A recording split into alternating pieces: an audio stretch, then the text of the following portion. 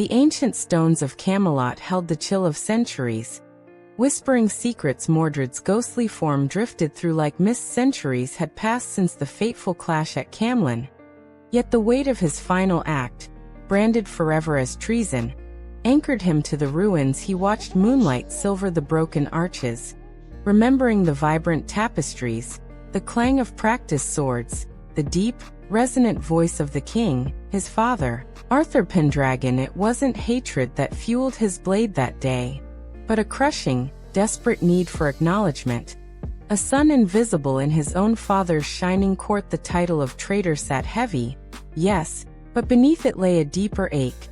The unfinished conversation, the love never spoken, the chance for understanding lost in the roar of battle, and the spilling of blood. As a boy, Mordred had been secreted away, raised in the shadowed halls of his mother, Morgana. Far from Camelot's golden light, tales of Arthur's glory reached him. Twisted stories of a cold king, a betrayer of kin. Morgana's bitterness was a poison seeping into his young heart, painting his father as the architect of their hidden shame. He arrived at court not as a prince, but as a wary, watchful stranger, seeing not Arthur's wisdom and weary kindness, but only the king who had denied him his name. Every glance Arthur gave another knight, every word of praise bestowed upon Lancelot or Gawain, felt like a fresh wound, confirmation of his own unworthiness. He longed to step into the light, to claim his birthright, yet the fear of rejection, stoked by Morgana's whispers, held him back.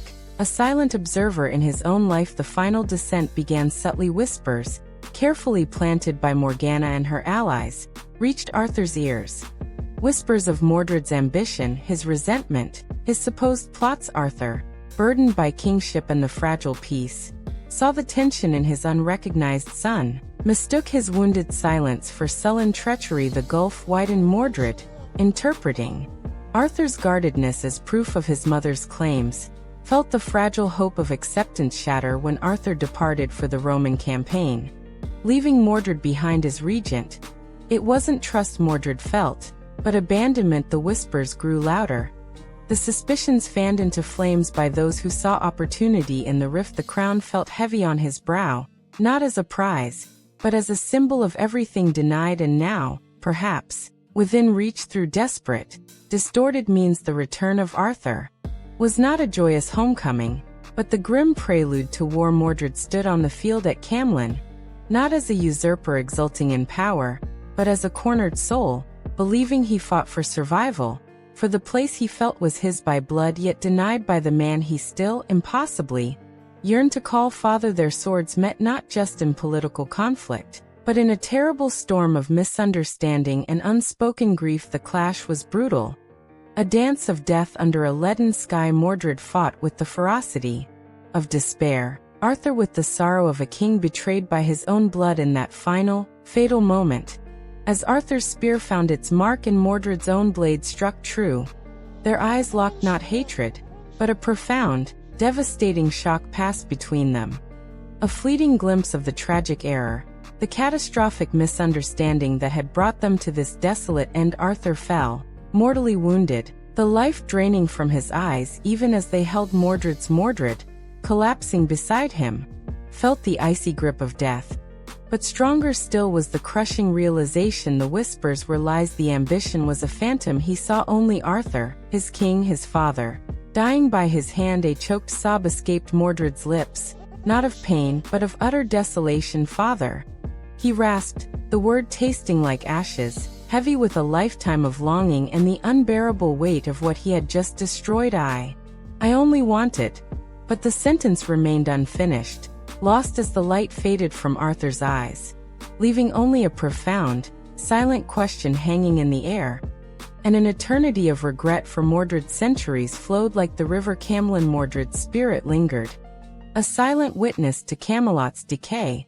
Forever trapped at the moment of his greatest failure, he saw the legends solidify, his name forever synonymous with betrayal. He haunted the ruins, replaying that final clash, the look in Arthur's eyes, not condemnation, but a dawning, terrible sorrow. He saw now the burdens Arthur carried, the impossible choices, the love for his kingdom that perhaps, had there been time, could have extended to a lost son. The burning resentment that Morgana had nurtured dissolved, replaced by a vast ocean of grief for the connection annihilated before it could truly begin. His treason felt unfinished, not because he desired the throne, but because the truth of his heart, the desperate love beneath the wounded pride, had died unspoken. One still, starlit night, a profound quiet settled over the ruins. Mordred stood where the great hall once echoed with life, gazing at the spectral reflection of the round table shimmering faintly in the moonlight. A warmth, unexpected and gentle, began to bloom within his spectral core, not born of the living world, but resonating from the timeless essence of the land itself. He felt, rather than heard, a presence, ancient, weary, yet imbued with a profound and sorrowful understanding. It was Arthur's spirit, not in anger, but in acceptance. The centuries of regret, Mordred's silent penance witnessed by the very stones, had softened the sharp edge of betrayal. No words were spoken, yet a message flowed between them, clear as a mountain spring.